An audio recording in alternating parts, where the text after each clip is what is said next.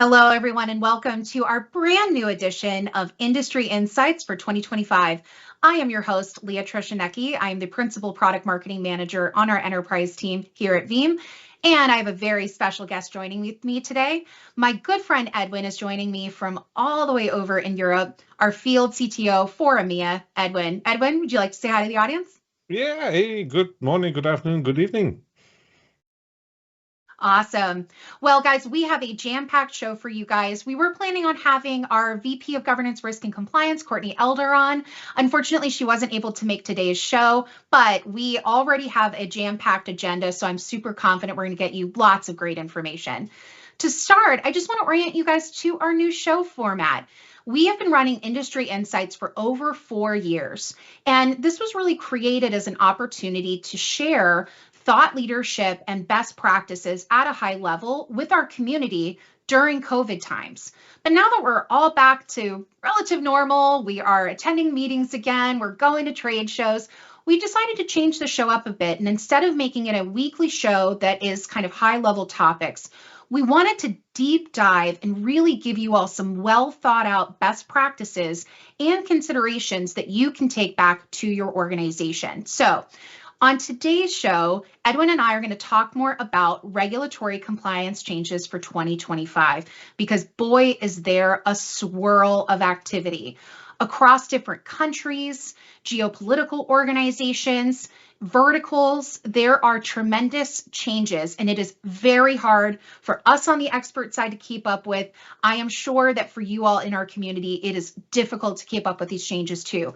So at a high level, we'll talk a bit about what some of those changes are, but cut through the noise, demystify this topic, and focus on some things that we know for sure and give you all some expert perspectives.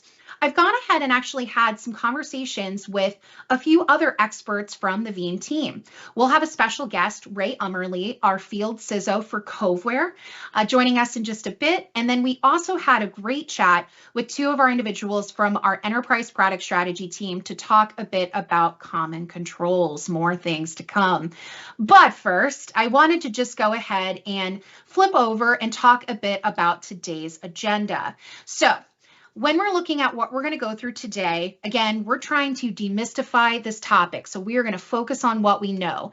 And that means we're going to give you all 4 considerations across all of these changes: mandatory reporting, time-bound incident response, common controls, and third-party risk mitigation. If you don't know what we're talking about yet, great, you're in the right place. We're going to explain what those concepts are at a high level and give you some practical tips of how you can bring those concepts back to your organization. But first, I wanted to make this show fun. This is a live stream. We want to be engaging with you all in the audience. We usually would use that map feature, and we still want to hear where you all are chiming in from. So please let us know in the chat. But I actually wanted to do a poll question. Now, Edwin's definition of football may be a little bit different than mine. I am in the United States, so my definition of football is a very ugly looking pigskin called a football here in the United States. And we just had our Super Bowl. This is our top professional event in the United States, and it is easily one of the biggest draws here in the States. It's also one of my favorite times because I love stadium food. I am a graduate of The Ohio State University. I'm a Buckeye. I go to games all the time, and I love eating some of their stadium food. My big one is hot dogs. I typically don't eat a hot dog unless I'm at a sporting event. So let us know in the chat what your favorite food is when you're at a sporting event. And Edwin, I would imagine that you're probably more of a European football guy, a football guy, if you will. You can yell at Yeah, me for mispronouncing it. I'm okay with it. I'm a soccer referee, so we play with the ball You play with the and ball I and you actually control call it them. soccer? So that's the fun thing there. What's your favorite food though when you go to one of these games? Normally, it's just like a sandwich because I'm a referee, so I have to hop on the field and run around. You don't have any greasy food there, but afterwards, yeah, to have like a beer, like a hamburger or something like that.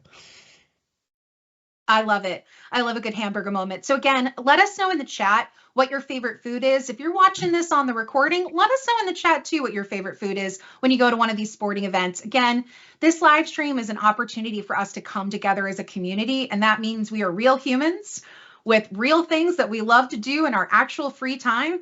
And the more resilient we can make our organizations, the more time we have for that free time. So keep letting us know in the chat. We'll make sure that our production team lets us know some of those fun comments. But we're also going to talk a bit about some brass tacks, right? What exactly we're talking about with these regulatory compliance changes. And we're going to keep having poll questions to keep you all engaged. So to start, I'm actually going to go back to our agenda slide. I want to make sure everybody knows what we're talking about here. And Edwin, at a high level, I think we need to chat a bit about these regulatory changes and make sure everybody is oriented to the right kind of framework, right? So we know that there's a flurry of changes. That means that some of these changes were announced and discussed a year ago, 2 years ago, and may just now be enacted. Some of these are proposed changes that they're looking to get feedback from organizations on. Some of these have been on a multi-year approach and they're just kind of clicking with these requirements. Again, we also have an incredible rainbow of compliance requirements across the European Union, specific countries, specific regulatory bodies for verticals. Even in the United States, there are dedicated laws in certain states. So it's getting very complex. And frankly, Edwin, I think it's becoming acronym soup. So I know when we were talking about this topic in prepping the show, we specifically wanted to focus on DORA, NIS2, and especially European Union Cyber Resilience Act, or CRA. So Edwin, why don't you talk a bit about what you're hearing from customers that you work with? What are some of those top of mind concerns and confusion points? As you already said, Leah, it's like a mix out there. A lot of compliance and regulations going around, but they all have a few things in common. Because if you really look through the whole spectrum over the whole world, and everyone has a diversion of it, it's about helping organizations and pushing them to align people, process, and technology. Because what we normally see is that people jump to technology and try to fix something, while forgetting the people and the process in the whole running around and getting compliant. But if you really look at compliance, it's about getting the people to know what to do, aligning those processes towards that, and making sure that the technology is supporting that. And that's all through the whole board of all legislations what we have out there. So a lot of different, as I normally say, my bingo card isn't even full yet on all the compliance, but all those acronyms, they all point to making sure that people and organizations especially are aware, but also become accountable for their security posture to the outside world. Because it's a bad and dangerous world out there. And we've seen so many headlines already, right? Exactly. We have to assume breach, right? I think there's this great debate for the last couple of decades, right, of offense versus defense and really thinking about the right strategies and the right investments. But the reality is the safest bet, the one with the least amount of risk exposure, is to assume breach. And when we look at these underlying concepts across all the acronym soup that we're playing, that's what it's trying to get across. They're getting across a lot of the same stuff. So to that end, we did want to hear from you all what regulatory compliance changes you're most concerned about. So to that end, this is our first big topical poll question, right? Which regulatory compliance changes in your organization is your organization most focused on in the year ahead, right? We really want to hear from you all. You guys are coming from different countries, different states. Edwin and I talked specifically about a few that are hitting the European Union. Your organization might be global, and therefore, regardless of your headquarters, these may apply. Or you might not be. You might be in a specific state like California, which is having some of its own regulatory compliance changes. You might be in a healthcare organization anywhere, but especially in the United States, where there was just some proposed changes to HIPAA, which would kind of dramatically change things for a lot of healthcare organizations. And there's a lot of feedback and concern on that front.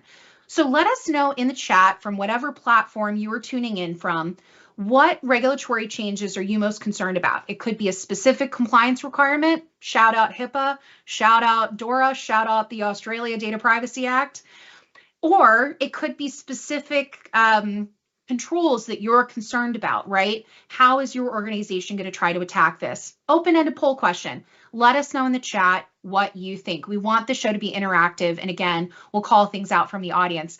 On that front, I did want to call out, production let me know that Joe's or Jose on X said that his favorite food is something that I think is about 16 letters long.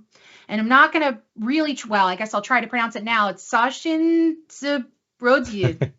It's sausage. Okay, well then why didn't you say that? You made the Americans it's a bread say with that? some meat in it. Oh, it's a meat in it. Okay, well, Yeah, I'm on board with that. That's what I want. I listen, a hot dog is meat. It's just we don't know what kind of meat it is, and that's fine. I don't ask questions when I'm there for a sporting event. So let us know in the chat more. We're seeing some other ones like buffalo chicken dip from Kyle, nachos from Mark.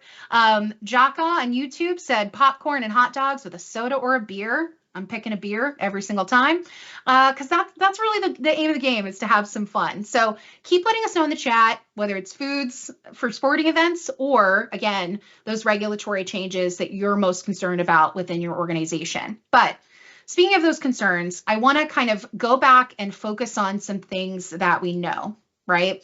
On today's show, we're going to break apart 4 kind of considerations or themes that we're seeing across these regulatory changes. And the reason we wanted to focus on these ones specifically is because when we've looked at forecasting from experts, right? When we have looked at what lawyers are recommending for organizations, when we're looking at industry experts doing trend analysis, there's still a lot of things that are up in the air. We could just as easily talk a bit about regulatory changes that impact AI. We could talk about when these things are going to hit. Is there going to be funding available? Do we expect litigation? But the reality is a lot of that stuff we just don't know. And I want this community to stay super focused on the things we're very confident in, because again, across these regulatory changes, there are some common themes that we're seeing that they're trying to drive towards. And that is mandatory reporting. So this idea that your organization must report to whatever governing body is ruling. You also want to look at time-bound incident response, right? Right now, when we work with organizations, it takes a long time to identify that something has happened, figure out if it is in fact a cyber incident or something that's lower tier, put together a mitigation plan, and respond accordingly. And there's a lot of these regulatory changes that are being proposed or even enacted that are shortening that time frame. So we want to talk a bit about that. We also want to talk about common controls, and these are more on the technical capability side. Thematically, what are some of these specific speeds and feeds within the regulatory changes trying to accomplish? And finally, this idea of third-party risk mitigation, and in particular, how you can think about the supply chain of all of the solutions that make up your product to your customer, and how you can mitigate risk for your customers to maintain brand integrity and other lovely company outputs, right? So that's what we're going to focus on today. And as I mentioned, we've got a few special guests kind of coming into the show to weigh in on some of these topics too. So, if you're enjoying Edwin and I's fun banter, awesome, but we're also going to have some other folks joining us as well. So speaking of that, we'll go ahead and start with our first topic, which is mandatory reporting, right? And this is the idea that there would be some kind of requirement to report to the governing body that a cyber incident has occurred. And then some of them are also talking about going deeper than that. You might need to report whether or not you paid a ransom. You might need to report whether or not you have a mitigation plan in place to restore operations. So I actually had a chance to chat a bit with our field CISO from Coveware. And Coveware is an organization that Veeam acquired last year that is very specialized in incident response for organizations all around the world. So Ray Ummerly, good friend of the show, he's been on before. He's our field CISO, and I had a chance to chat with him a bit about this topic. And in particular, the first thing that we talked about was taking a look at some of the common themes around these requirements, specifically building public-private partnerships. And Kovor has some pretty strong opinions about that, so I had a chat with him earlier. Let's go ahead and tune in to what Ray had to say. That's correct, Leah. When we look at public-private partnerships, they play a critical role in understanding the threat trends, strengthening defenses, as well as enabling our coordinated responses. And cyber incidents are an unfortunate reality, but timely, accurate reporting is really essential to mitigating that risk, not just for the individual organizations, but really for the broader ecosystem. And I think that's what a lot of these mandatory requirements are leaning towards.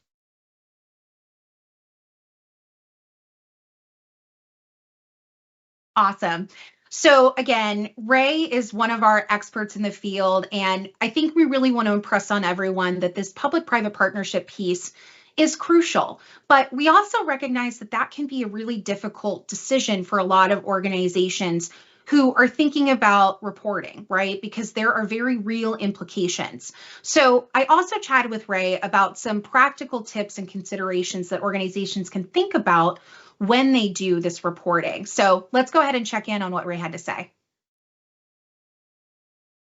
So as we're looking at this, it's also important to keep in mind, what are the gotchas? What are the cautionary tales? For example, make sure when we're doing these reporting, we actually understand what are our obligations, what are those thresholds, and what are the appropriate agencies to communicate with based on our local jurisdictions, our federal governments, and even our industry segments. The other thing to note is keep in mind that many cyber incidents are fluid. What you know today and in this moment will change rapidly over the course of the next 12 to 24 to 36 hours. The way to offset that with these really robust notification windows that we're dealing with is to focus on facts, not speculation. Be very clear about not going to premature conclusions, focus on those observable impacts, those known indicators, those validated findings, and recognize it's okay to admit we don't know the whole story yet, but that will emerge over time. Awesome. So again, you guys can connect with Ray on social media. I'm sure we'll have him back on the show too. And if you have any questions for Ray directly about anything he just had to say, let us know in the comments section what you might want to know about. But in particular, we wanted to go ahead and pose another poll question for you all. Again, we're hoping to get a lot of community engagement here. We have to be sharing these best practices across organizations. So specifically, when I talked to Ray about what organizations are posed with, he said the biggest thing is concerns about doing it at all. So from your perspective, what concerns would your organization have about mandatory reporting requirements? For example, would your organization be worried about brand reputation, revenue impact? Let us know in the comments below and wherever you're tuning in from, because we'd really love to hear where some of these anxieties are coming from and how the Veeam community, us included, can help you all as an organization navigate that. So many of these things are changing rapidly. We all as an organization and as a community have to be sticking together. So on that front, Edwin, I know when we talked about this show and putting the whole structure together, mandatory reporting had to be that first step, right? Because bringing things out into the open is really what these organizations are trying to accomplish. Do you want to talk a bit about how you've been approaching this with customers you've worked with?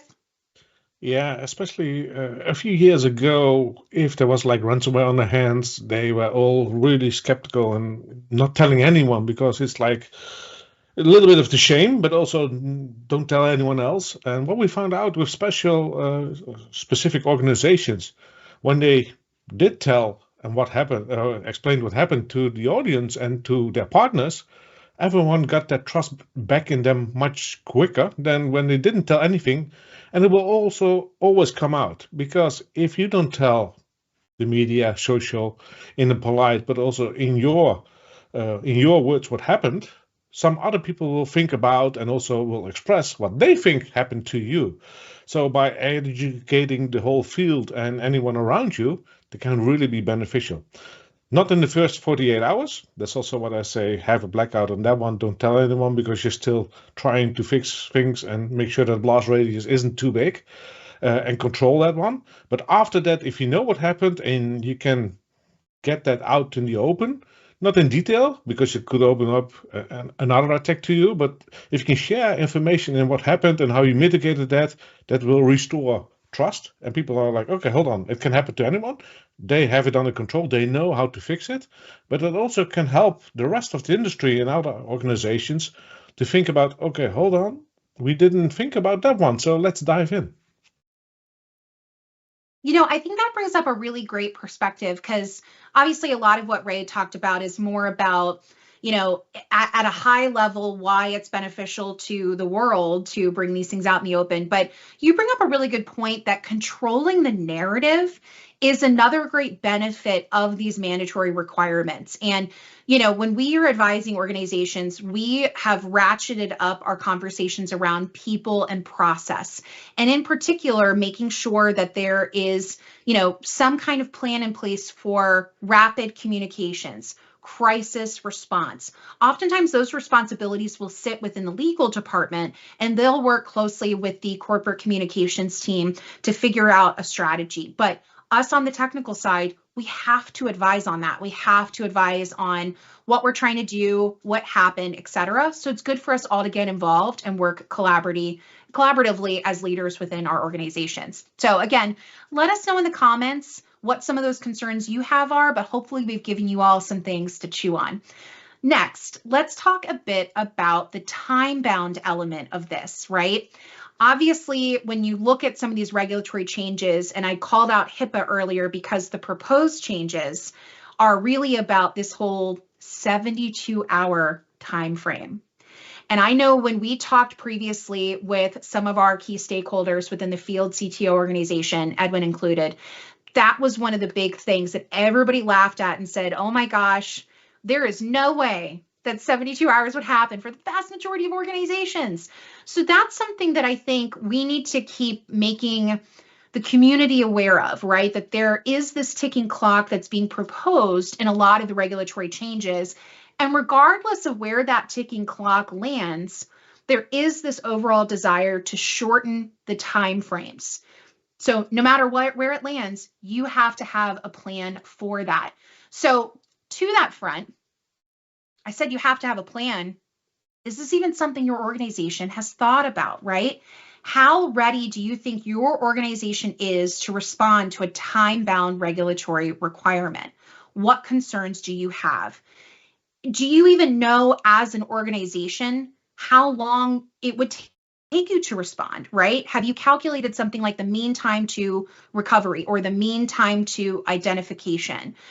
A lot of organizations haven't. So that's why we're asking this of our community. So let us know in the comments what you all are doing as an organization, if anything. And if you're not, let us know in the comments how we can help you all have those conversations with your organization, because we see this coming and it's better to get ahead of it now than to wait for, these things to click in place. And again, for some consequences to happen.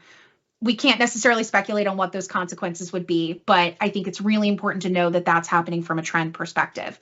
So Edwin, I want to bring you into this because again, I think when we look at a lot of the changes, the European Union tends to be pretty ahead trend-wise. So you're probably best suited to advise other organizations how to get ahead and what some of those top questions are.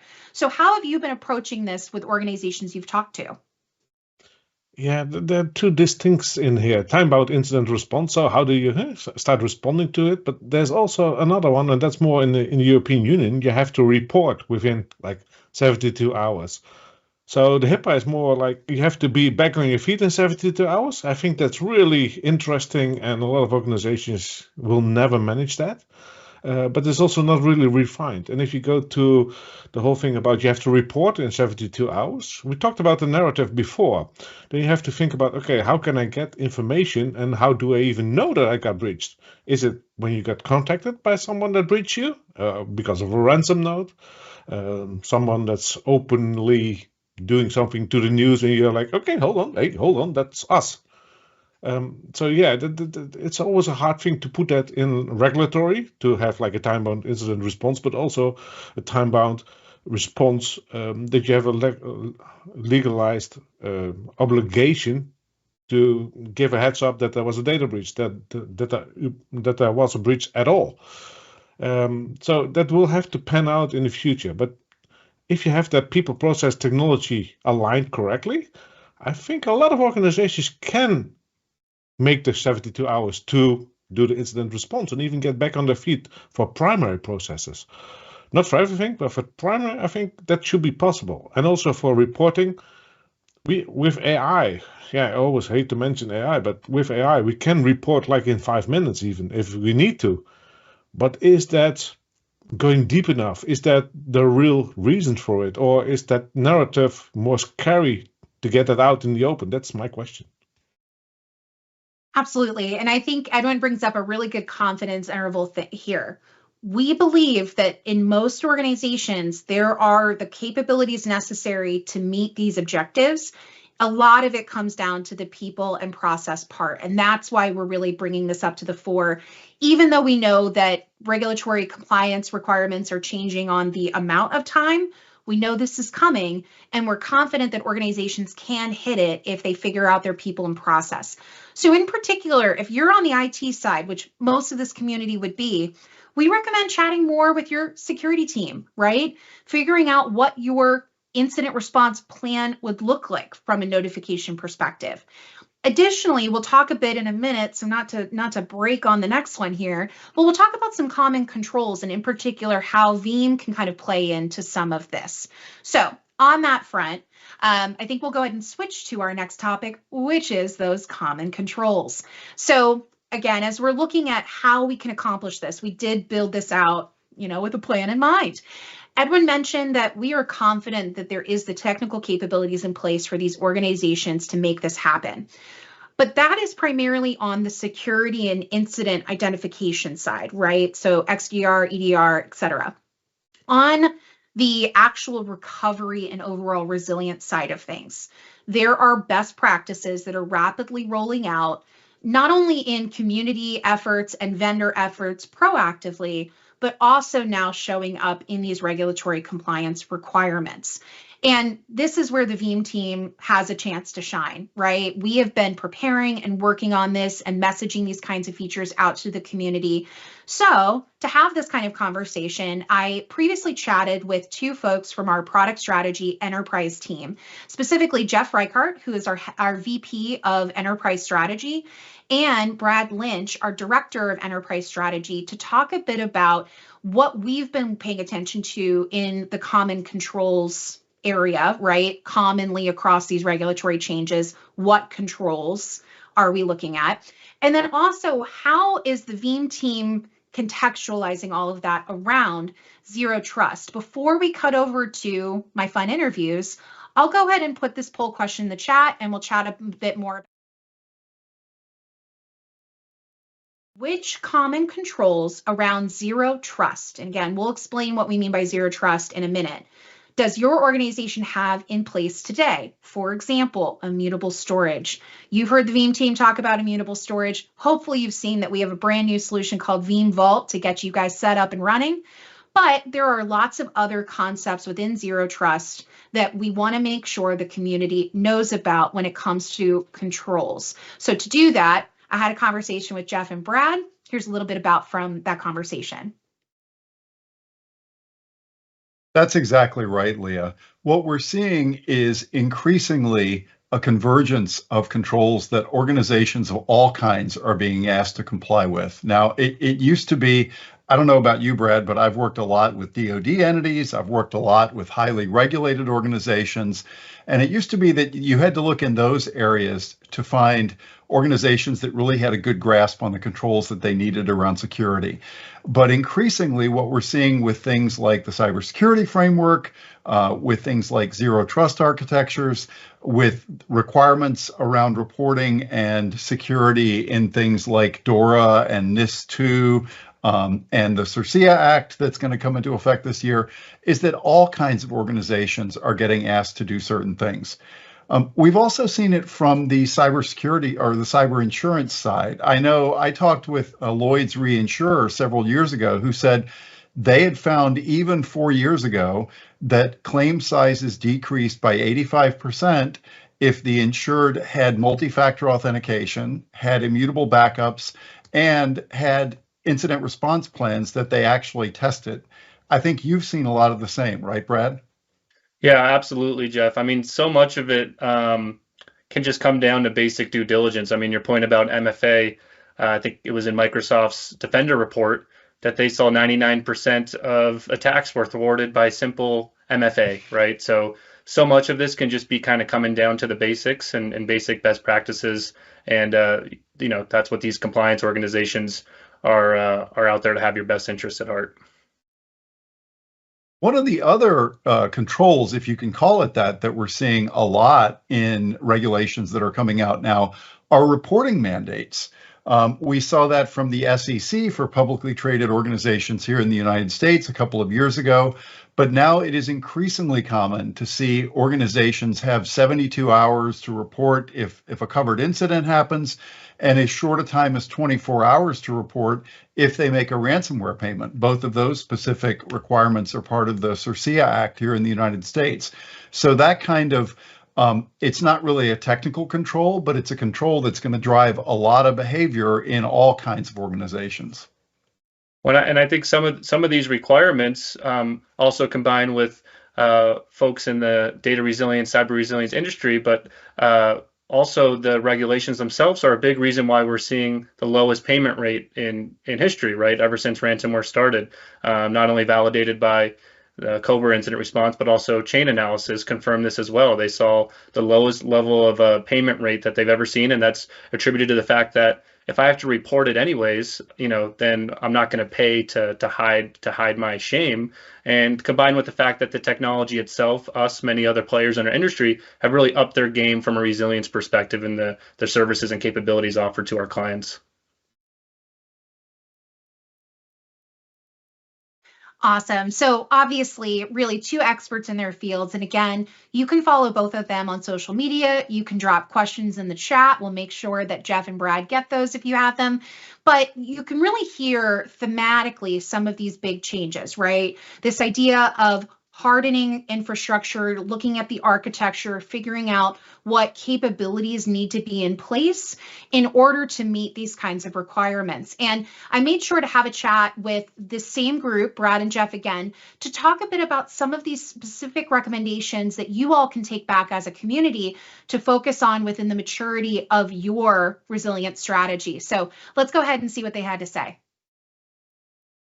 So, Brad, we just touched on this, but could you unpack what a few of the specific technical controls that we're seeing regulations and cyber insurers and all kinds of frameworks ask for from organizations now?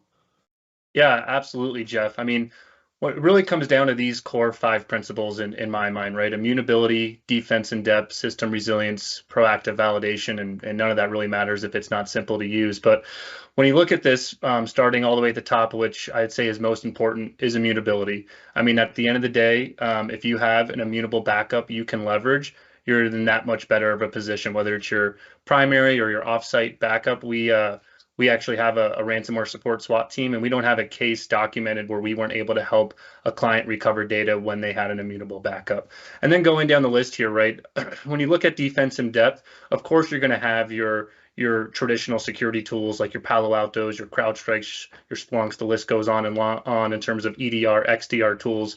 But there's no reason why you can't have additional detection capabilities, prevention capabilities, in case they miss something. We've seen several cases where we've actually been able to detect something that got missed.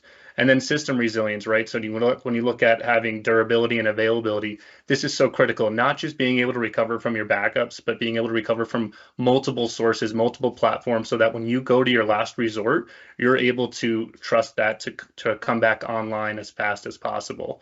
And then, actually validating that. So going into CISA's guidance, the Cybersecurity Infrastructure Security Agency, I mean, this is one of their number one recommendations. It's also COBRA, the incident response movement, it's their number one recommendation to actually test that your plans are actually going to work, and not just test for the traditional DR scenarios, but test for an actual cyber recovery scenario. And do you know that not just your VMs are going to come online, but your applications are going to come online. They're going to communicate with each other in the way that you expect. And so that when that incident strikes, within just a few clicks, you have a plan in place that you're able to take action on, and you feel confident that it's going to work. And then this last piece here, right? All of this really doesn't mean anything if you feel like you can't do it in an operational way that's simple, right? So having all these components is critical, but being able to do it in a way that doesn't require professional services, doesn't require scripting, doesn't require all these additional resources to make work is what's most important. Yeah, completely agree. That last point is one. I was actually out in San Diego last week talking with some Veeam Navy customers. And every time that I talk with our Navy customers, I hear the sailors love Veeam because it's straightforward to use. They can get trained on it very quickly. And like all of our customers, these folks don't have just one thing to do, right? They're busy people. And so operational simplicity is really, really important across the board.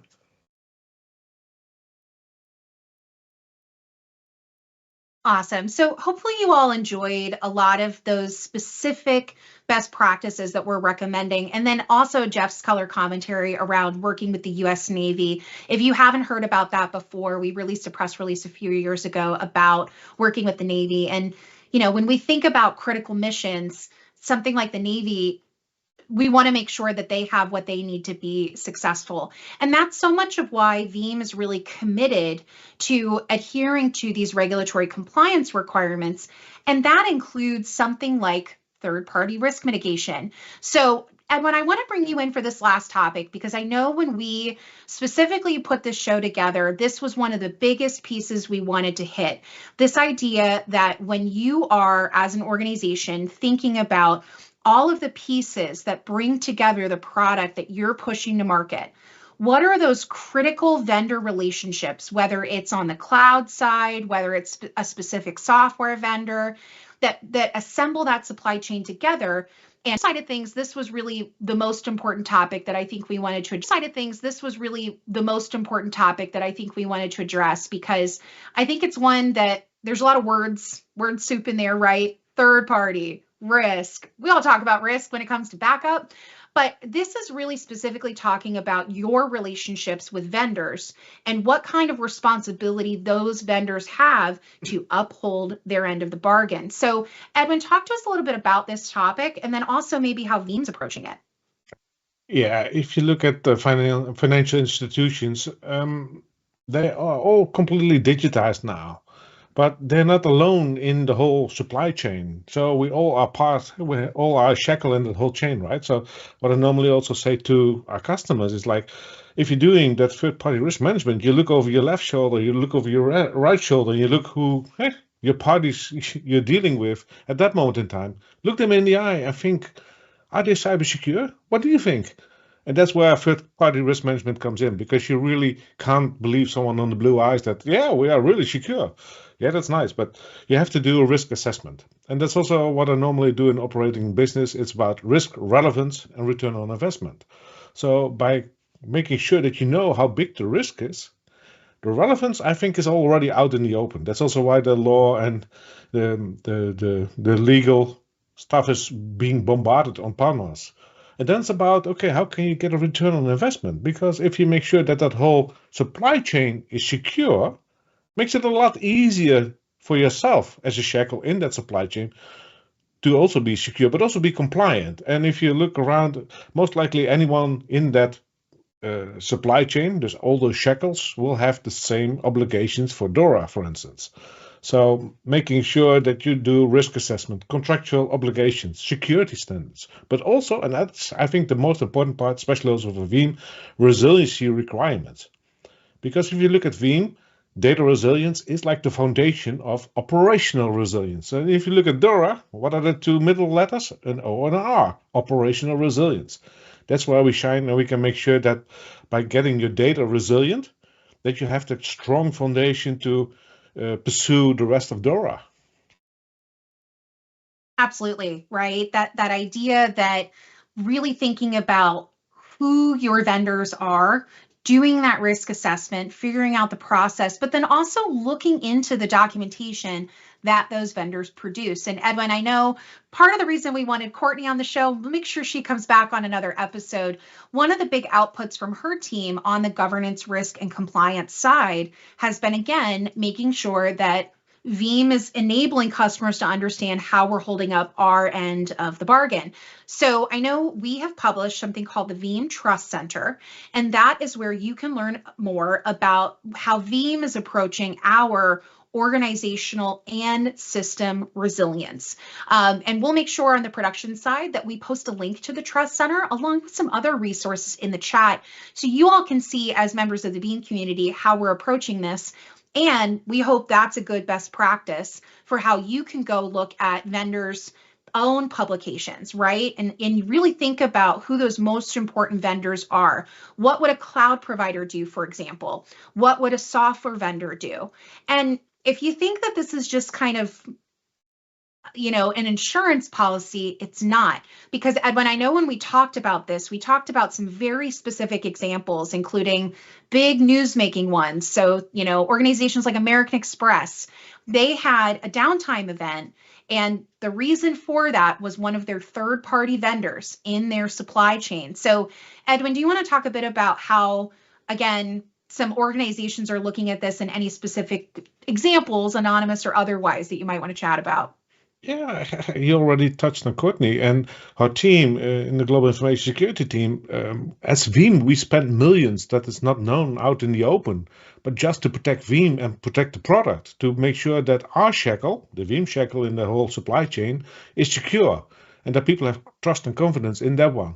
Because it's like behind the shield, how Veeam security approaches risk and security management in that part. And that's also why we have the whole Trust Center. And if you see all those compliancy, ISO certification, anything we touch on, also what Jeff talked about, the Navy, we do that not just to have a logo on there. No, we want to make sure that anyone out there that's using our products have confidence in, hey, we're using a product that's safe. The product is being tested, safety, but also the organization Veeam behind it is also being tested and also up to the standards of being compliant and also fitting into the whole legislation and compliance that's currently out there. Awesome. Well, Edwin, thank you so much for breaking apart this topic. And hopefully you all have had a good picture of how we can focus on what we know when it comes to regulatory compliance changes in 2025. I know there's a lot of swirl and a lot of confusion and a lot of anxiety and questions. So just to kind of wrap us up on the show side, thank you all so much for joining us. We really enjoyed hearing more in the comments, especially what you all are tackling. Pradeep, for example, on LinkedIn mentioned that the DPDP Act in India is one that we really need to be tracking. So Edwin and I will make sure that we add that one to the list of requirements that we need to explore, layer against these best practices, and keep us honest, guys. There's so many changes happening in this space that we all need to stay in touch on how we're tackling it, what we think those best practices are. So I'm sure that we're going to talk more about regulatory compliance changes on future episodes. We will be back with you all in 1 month's time. That's right. I didn't mention this at the top of the show, but I did kind of allude to it. We had previously done this show on a weekly basis, but in order to provide you all with really valuable and quality content, we're going to make this a monthly show. So next month, we're going to talk a bit more about vendor lock-in and vendor lock-out. This idea that keeping your data portable is how you can keep your infrastructure resilient. And hey, ending on third-party risk mitigation, I can't think of a better next topic, Edwin, because, right, this idea that you can get your data out of the building and focus on getting your operations back up and running, that is a lot of that data portability story. And there are some outages that you could totally Google that Veeam has totally been able to help a lot of customers with, right? So data portability, really big part of that story for next month's episode.